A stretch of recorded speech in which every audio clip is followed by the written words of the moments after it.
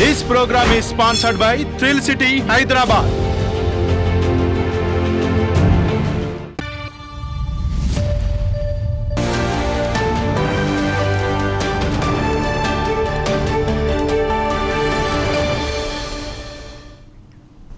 నమస్తే, welcome to 4 Sides TV. నేను మీ సంపత్ కుమార్. ముందుగా బులెటిన్లో హెడ్లైన్స్ చూద్దాం.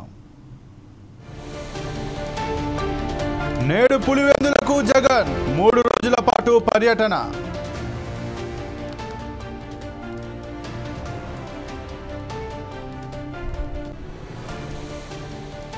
సెప్టెంబర్ తొలి వారంలో విదేశాలకు ప్రధాని. బ్రూనై, సింగపూర్లో మోదీ పర్యటన.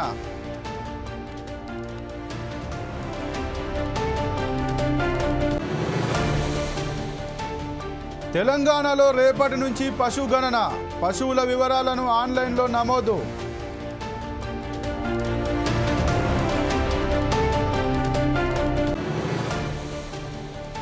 తెలుగు రాష్ట్రాల్లో భారీ వర్షాలు. ఏపీ జిల్లాల్లో స్కూళ్లకు సెలవు.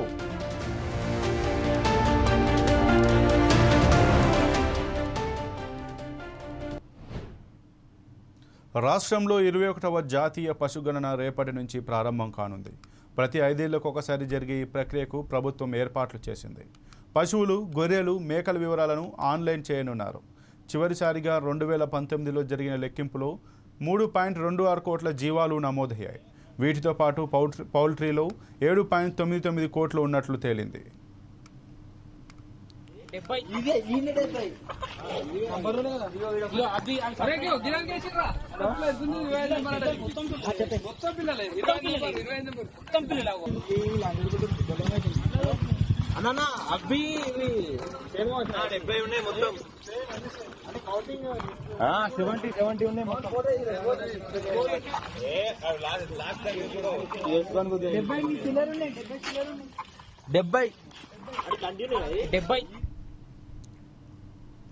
సెప్టెంబర్ తొలి వారంలో ప్రధాని నరేంద్ర మోదీ బ్రూనై, సింగపూర్లో పర్యటిస్తారు.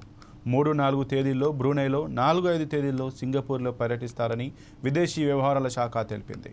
ద్వైపాక్షిక పర్యటన కోసం బ్రూనై వెళ్లడం మోదీకి ఇదే తొలిసారి. ఐఎన్డి, బ్రూనై మధ్య ద్వైపాక్షిక సంబంధాలు ఏర్పడి 40 ఏళ్ళు అవుతున్న సందర్భంగా పీఎం అక్కడ పర్యటిస్తారు. మరోవైపు ప్రపంచ సమస్యలపై సింగపూర్ పీఎం లారెన్స్ వాంగ్తో మోదీ చర్చించనున్నారు.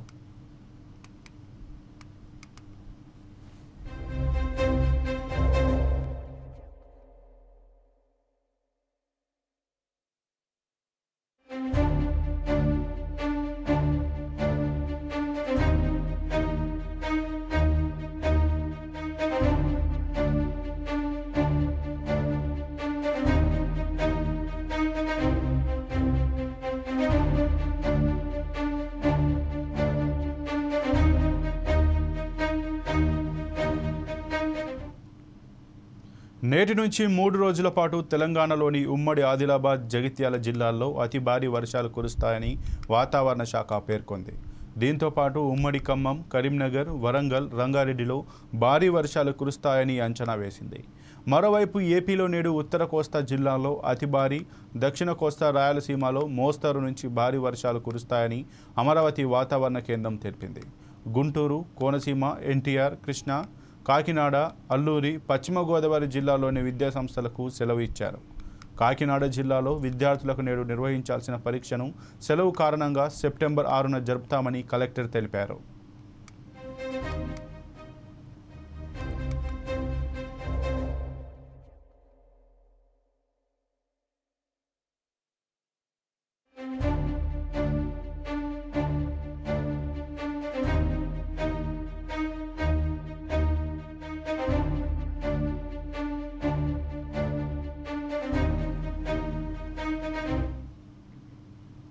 నేటి నుంచి పులివెందులలో మాజీ సీఎం జగన్ 3 రోజుల పాటు పర్యటించనున్నారు.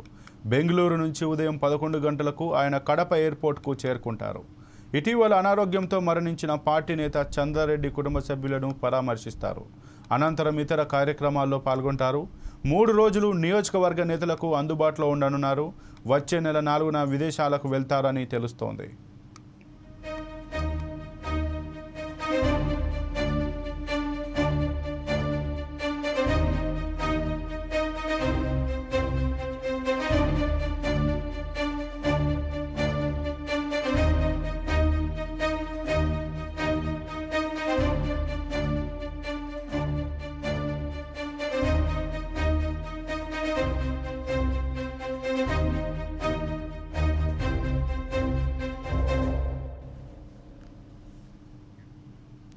ఉమ్మడి నిజామాబాద్ జిల్లాలో డెంగ్యూ వ్యాధి లక్షణాలతో బాధపడుతున్న వారి సంఖ్య రోజురోజుకు పెరుగుతోంది.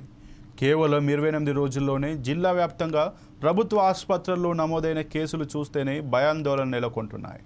దాదాపు రోజుకు 2000 వరకు అవుట్ పేషెంట్లు వస్తున్నారు. ఇందులో చాలామంది జ్వరం, ఒళ్ళు నొప్పులు, తలనొప్పి అంటూ ఆసుపత్రులను ఆశ్రయిస్తున్నారు. అయితే ప్రభుత్వ ఆసుపత్రిలో పెయిన్ కిల్లర్స్ లాంటి మాత్రలు లభించడం లేదని పలువురు రోగులు ఆవేదన వ్యక్తం చేస్తున్నారు. మరోవైపు ఈ జ్వరాలతో ప్రైవేటు దవాఖానాలకు కాసులు కురిపిస్తున్నాయి. ఇక ఉమ్మడి జిల్లాలోని వైరల్ ఫీవర్స్కి సంబంధించి మరింత సమాచారం మా ప్రతినిధి శ్రీనివాస్ అందిస్తారు. ఉమ్మడి నిజామాబాద్ జిల్లాలో డెంగ్యూ తన ప్రతాపం చూపిస్తుంది. చాలా రోజులుగా కూడా ఎక్కడ చూసినా నిజామాబాద్ సంబంధించినటువంటి జిల్లాలోని అనేక మారుమూల ప్రాంతాలు కావచ్చు, నగరం కావచ్చు, ఎక్కడ చూసినా కూడా చాలా మట్టుకు ఏదైతే ప్రజలు ఇబ్బందులు పడుతున్నటువంటి పరిస్థితి ఉంది. దగ్గు, జలుబు, ఒళ్ళు నొప్పులు, కీళ్ళ నొప్పులతో అయితే ఆసుపత్రి బారిన పడుతున్నటువంటి పరిస్థితుల్లో కూడా మొత్తానికి ఇప్పుడు ఉన్నటువంటి ఏదైతే ఈ వర్షాకాలం సంబంధించి కూడా డెంగ్యూ కేసులు విపరీతంగా పెరుగుతున్నటువంటి సిచ్యువేషన్ ఉంది. కేవలం ఒక నెలలోనే దాదాపుగా కూడా నిజామాబాద్కి సంబంధించి 269 కేసులు కూడా ఆగస్టు నెలలో ఇవన్నీ కూడా నమోదు కావడం తీవ్ర కలకలం అయితే రేపుతున్నటువంటి పరిస్థితి ఉంది. చాలా మటుకు కూడా ఇప్పుడు ఎక్కడైతే వర్షాలు పడి వివిధ పట్టణాల్లో కావచ్చు, గ్రామాల్లో కావచ్చు, ఎక్కడ చూసినా కూడా నీరు నిల్వ ఉండడం కానీ, ఇక్కడ నగరంలో అయితే మున్సిపాలిటీకి సంబంధించి కూడా డ్రైనేజీలు సక్రమంగా లేక కూడా నీళ్ళని కూడా కాలనీలకు చెల్లి దోమల బెడద ఎక్కువగా ఉన్నటువంటి పరిస్థితి ఉంది. అయితే ఈ ఏదైతే ఉమ్మడి నిజామాబాద్కి సంబంధించి అయితే పెద్ద మొత్తంలో ఇప్పటికే డెంగ్యూ అయితే తన కూరలు చాపి కూడా ప్రతి ఒక్కరిని కూడా ఇబ్బంది గురవుతున్నటువంటి పరిస్థితి. అధికారులు ఒకవైపు చర్యలు చేపడుతున్నప్పటికీ కూడా మరింత అవగాహన కల్పించాల్సినటువంటి అవసరం ఉంది. అయితే ముఖ్యంగా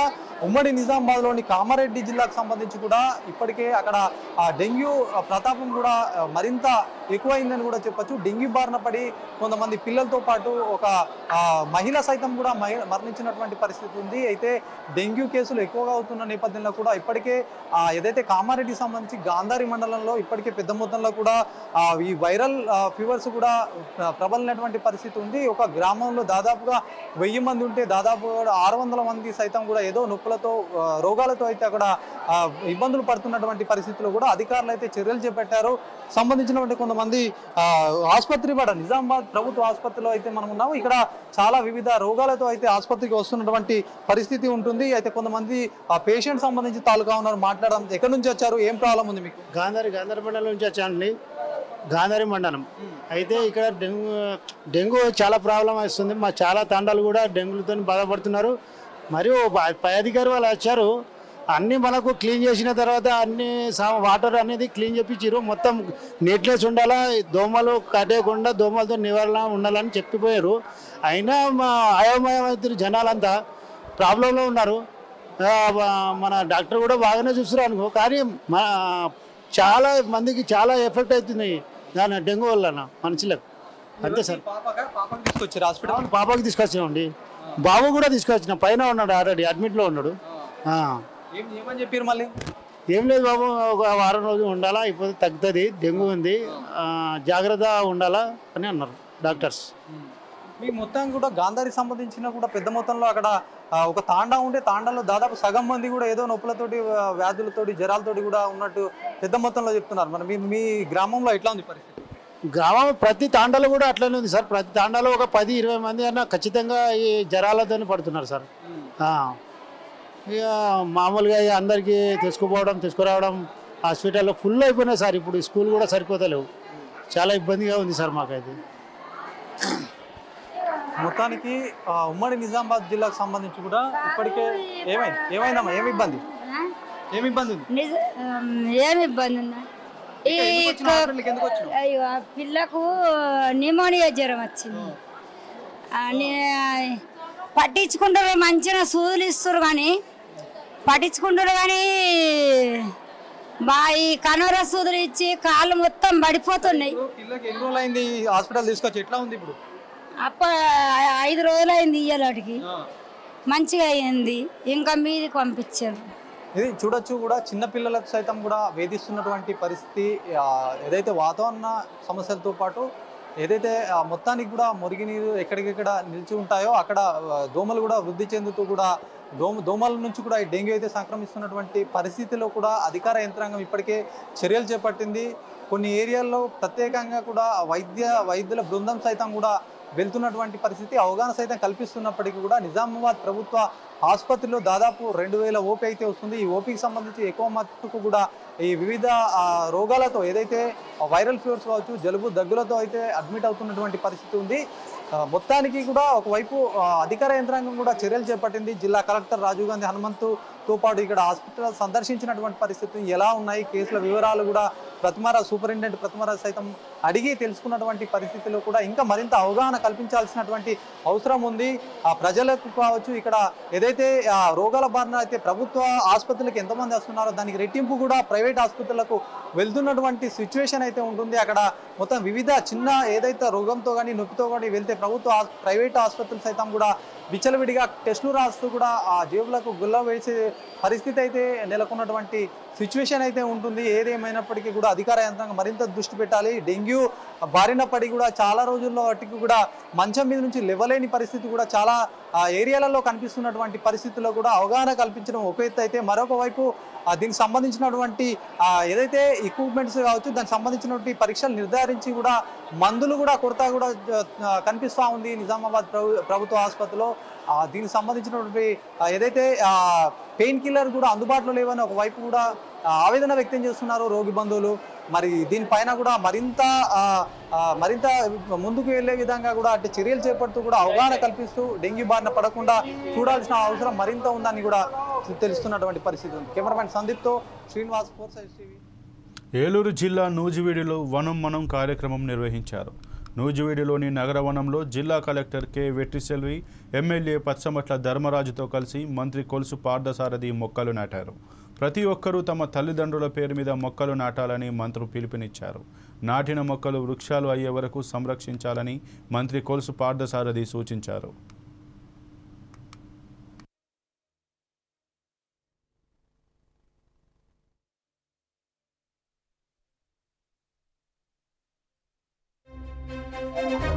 సహజ వనరుల నిలయం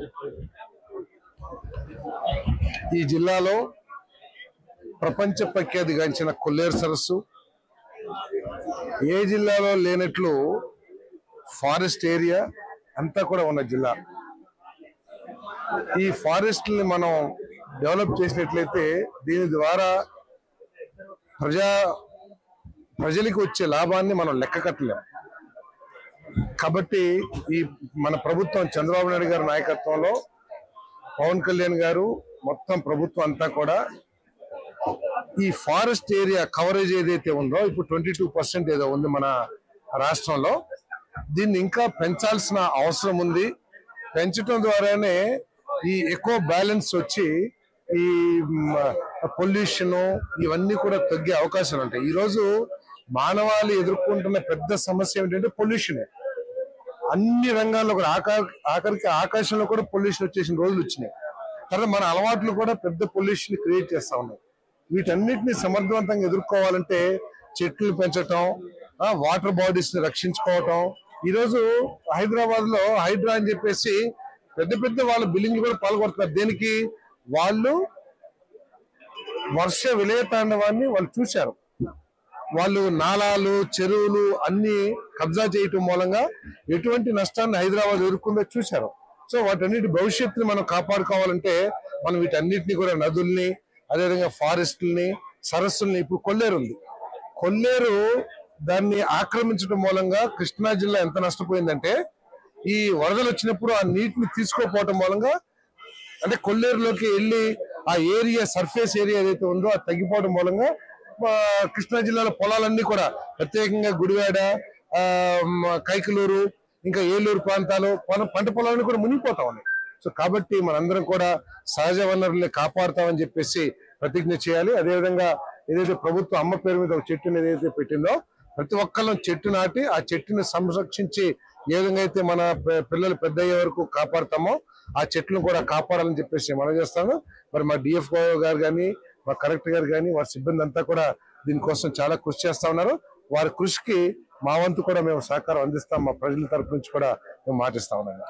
ముస్లూరు మండలంలో 7,000 acres ఫారెస్ట్ ల్యాండ్ ఉంది. ముస్లూరు మండలంలో 7,000 acres ఫారెస్ట్ ల్యాండ్ ఉంది. కానీ టోటల్ ఆక్యుపై అయిపోయి ఈ రోజు 3,000 acres మాత్రం. అంటే ఆక్యుపై అంటే చెట్లు పెంచుతున్నారా లేకపోతే ఏమైనా ఇల్లు కట్టారా అనేది నాకు తెలియదు. అంటే క్రాప్స్ అంటే ఖాళీగా ఉన్న భూముల్లోనే వాళ్ళు వేసుకుంటున్నారేమో నాకు తెలియదు. అంటే ఎప్పుడు జరిగిపోయింది, దాని గురించి నాకు అంత సమాచారం లేదు. తప్పకుండా దాని మీద తన శక్తి మేరకు భువనగిరి పార్లమెంట్ పరిధిలోని సాగునీటి ప్రాజెక్టులను పూర్తి చేస్తానని మంత్రి ఉత్తమ్ కుమార్ రెడ్డి తెలిపారు.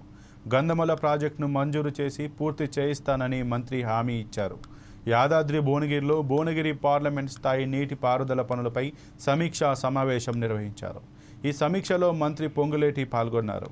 దేవాదుల ప్రాజెక్టును పూర్తి చేసి భువనగిరి పార్లమెంట్ లక్షలాది ఎకరాలకు సాగునీరు అందిస్తానని పేర్కొన్నారు. చెరువులను కబ్జా చేస్తే ఊరుకునే ప్రసక్తే లేదని, ఎంతటి వారైనా చెరువు కబ్జా చేస్తే వదిలిపెట్టమని మంత్రి స్పష్టం చేశారు.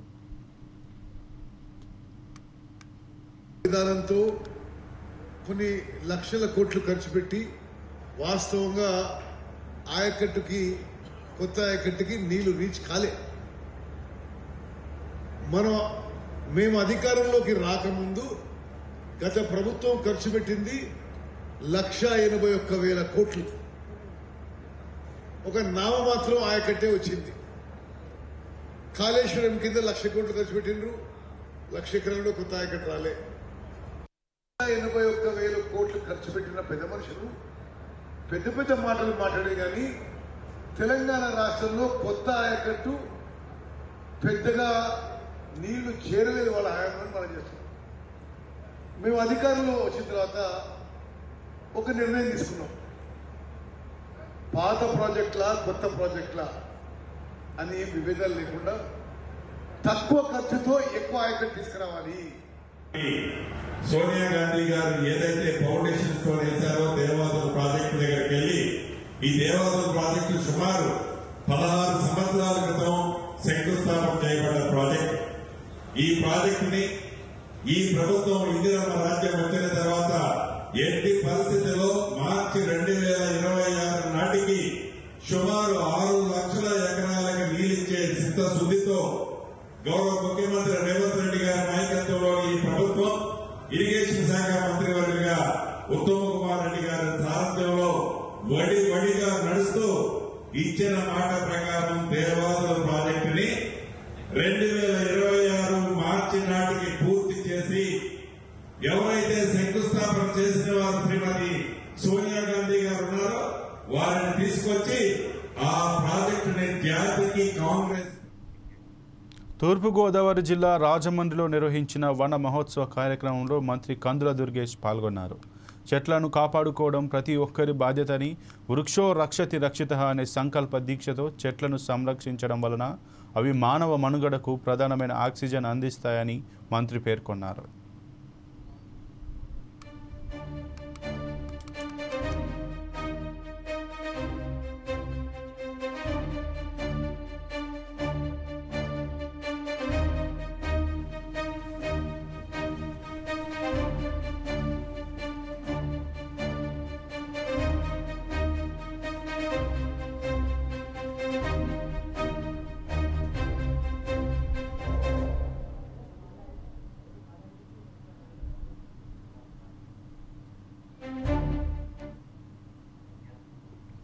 ఇక ఇవి ఇప్పటివరకు బులెటిన్లో ఉన్న అప్డేట్స్. మరిన్ని అప్డేట్స్ కోసం చూస్తూనే ఉండండి 4 Sides TV.